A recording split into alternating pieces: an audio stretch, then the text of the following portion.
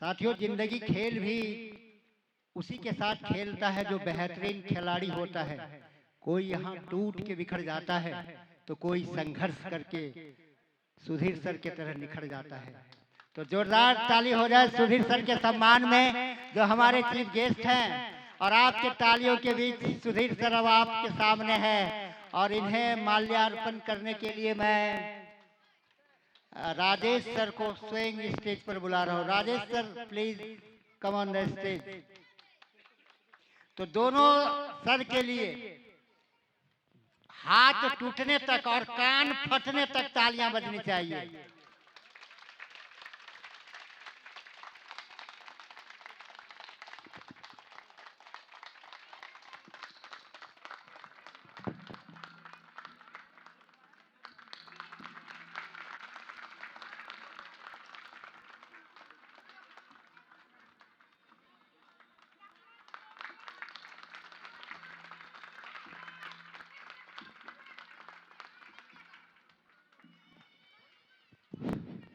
साथियों, अब मैं आदरणीय सुधीर सर से आग्रह करूंगा कि वो भी अपने अल्फाज से, अपने सुंदर शब्दों से हमें प्रोत्साहित करें। तो उन्हें माइक देने से पहले फिर एक बार ताली उधार चाहिए हमारे सुधीर सर के लिए। Thank you.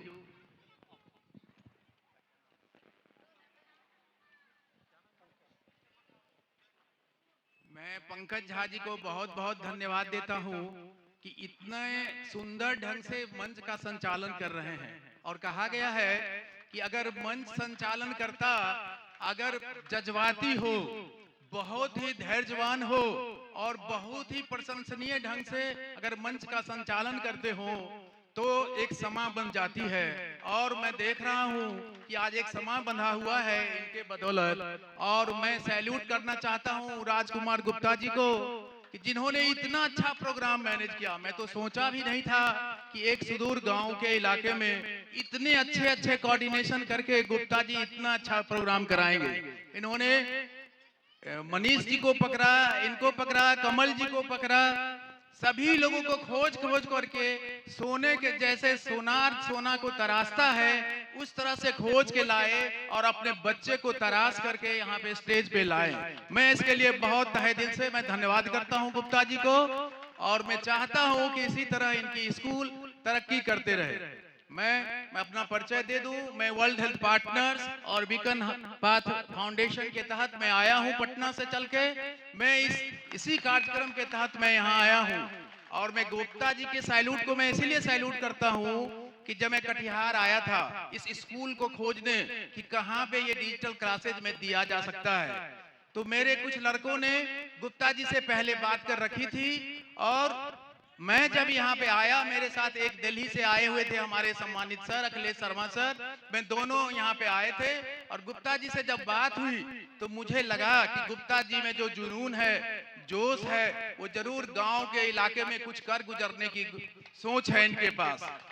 और इसके तहत हम लोगों ने इनके साथ कोऑपरेशन करके इस प्रोग्राम को यहाँ पे लॉन्च करने का किया है। मैं सभी जितने भी चीफ गेस्ट आए हुए हैं मैं उनका आभार व्यक्त करता हूं कि अपना बहुत महत्वपूर्ण समय छोड़ करके यहाँ पे बैठे हुए हैं इस प्रोग्राम में। और मैं उम्मीद करता हूं कि ये सारा प्रोग्राम उनको अच्छा लग रहा होगा। मैं सैल्यूट करता हूं उन बच्चों को जिन्होंने बहुत अच्छी तरह से इस प्रोग्राम स्टेज पे किया है। मैं स्वच्छता मिशन का कार्यक्रम हो या एक जितने भी प्रोग्राम हो, 2 फिल्मी गाने पे भी प्रोग्राम हुए हैं, सभी कुछ न कुछ सीख दी है। और वो सीख गानों के माध्यम से, ये एजुकेशन का एक बहुत बड़ा चीज है कि बच्चों किताब पढ़ते पढ़ते, अभी मैंने देखा था एक बच्चे एक्टिंग कर रहे थे कि 98% मार्क्स लाना बहुत जरूरी है, बट अपने दिमाग पे जोर देके 98% मुझे नहीं चाहिए, बच्चों को नहीं चाहिए। बच्चे को रोजगार चाहिए, बच्चों को अच्छी शिक्षा चाहिए, बच्चों को अच्छी स्वास्थ्य चाहिए, बच्चों को अच्छी मुकाम चाहिए। क्या हमारे देश के बड़े बड़े सीईओ हैं, बिना पढ़े हुए सीईओ की पोस्ट को संभाल रहे हैं, करोड़पति हैं, अरबपति हैं, अरबों में खेलते हैं, दुनिया में नाम कमाते हैं। जब उनके पास पैसे हो जाती है सारा अकल आ जाता है। तो बच्चों से मैं अनुरोध करूंगा कि 98% के लिए मारामारी मत करिए। आप टेक्निकल शिक्षा लीजिए। आपके स्कूल में जो गुप्ता जी के सहयोग से डिजिटल स्मार्ट क्लास दिया गया है, कुछ बच्चों ने 2-4 दिन क्लास किए होंगे, अभी विधिवत क्लास स्टार्ट करेंगे। ये आप देखेंगे कि इस फाउंडेशन के माध्यम से ये जो डिजिटल क्लासेज है, आप सोच नहीं सकते हैं कि मुंबई से टीचर कनेक्ट होती हैं, पुणे से टीचर कनेक्ट होती हैं, चेन्नई से कनेक्ट होती हैं, बेंगलुरु से कनेक्ट होती हैं और इन बच्चों को पढ़ाया जाता है। आप कभी आकर के क्लास देखा करेंगे कि उस टीचर की सोच क्या है, पढ़ाने की क्या तरीके हैं। अगर हमारे टीचर के द्वारा इस फाउंडेशन के तहत इस स्कूल में कोई पढ़ाई होगी तो आज तक बच्चों के द्वारा शहर में भी और गांव में भी बहुत सारे चीज ऐसे हैं जो बच्चों को पता नहीं है कि पेड़ के रूट्स कैसे होते हैं, उसके बीज कैसे होते हैं। खास करके गांव के लोग तो चूंकि पेड़ पौधे से जुड़े हुए हैं तो जानते हैं, शहर में इसकी बहुत अभाव है। तो इस फाउंडेशन के तहत ऐसी व्यवस्था की गई है कि ऐसी शिक्षा दी जाए कि सरकारी स्कूल में, सरकारी नौकरी में तो नौकरी मिले ही मिले, अच्छे इंजीनियर हो जाएं, अच्छे डॉक्टर हो जाएं, आईएएस हो जाएं, बीपीएससी कंप्लीट करके वीडियो सीओ हो जाएं। बट एक ऐसी जो आने वाला जो समय है, आने वाला जो भारत है, आपको उम्मीद नहीं होगा कि पिछले साल जापान जैसे शहरों में 15 लाख लोगों की मृत्यु हो गई थी, जबकि छोटे बच्चे का जन्म सिर्फ 8 लाख हुआ था। अब समझ लीजिए टेक्नोलॉजी में कितना बड़ा देश है जापान, कुछ चीज की कमी नहीं है। लेकिन आने वाला दिन में उनको बच्चों की बहुत कमी होगी, एक टैलेंट लड़कों की कमी होगी, उनके पास नौकरी करने के लिए लोग नहीं मिलेंगे। हमारा इंडिया देखिए हर जगह जाकर के ये व्यवस्था दे सकती है। ऐसी शिक्षा दी जाए कि हमारे गांव के बच्चे विदेशों में जाकर के भी शिक्षा का प्रचार प्रसार करके अपना झंडा फहराए और वहां पे किसी कंपनी का CEO, director, GM, deputy director बन करके वहां पे काम करे और अपने देश को उन्नत बनाए, अपने घर को उन्नत बनाए। मैं सभी अभिभावक से अनुरोध करता हूं कि जो गार्जियन अपने बच्चों को विजडम किड्स गार्डन में लाए हैं, एडमिशन कराए हैं, वो कितने सौभाग्यशाली होंगे जिन्होंने सोच लिया कि शायद गुप्ता जी में वो क्षमता है कि हमारे बच्चों को अच्छे तरक्की पे ले जा सकते हैं।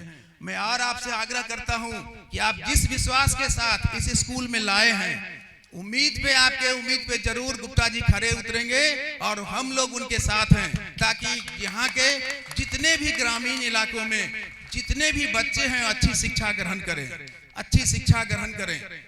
स्कूल को प्रचार करने की आवश्यकता नहीं होगी, क्योंकि आपके बच्चे यहाँ से पढ़ के जाएंगे, दूसरे भी गार्जियन देखेंगे, दूसरे बच्चे से भी बात करेंगे, खुद इस स्कूल में लोग चल के आएंगे।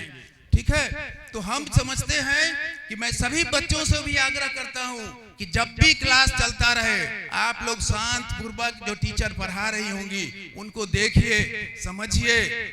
और इसी स्कूल में अभी तक तो डिजिटल क्लासेज के रूप में 5 तक का व्यवस्था किया गया है। आने वाले दिनों में 6 क्लासेज, 7 क्लासेज, 8 क्लासेज सभी को खोला जाएगा और सभी क्लास के बच्चों को यहाँ पढ़ाया जाएगा।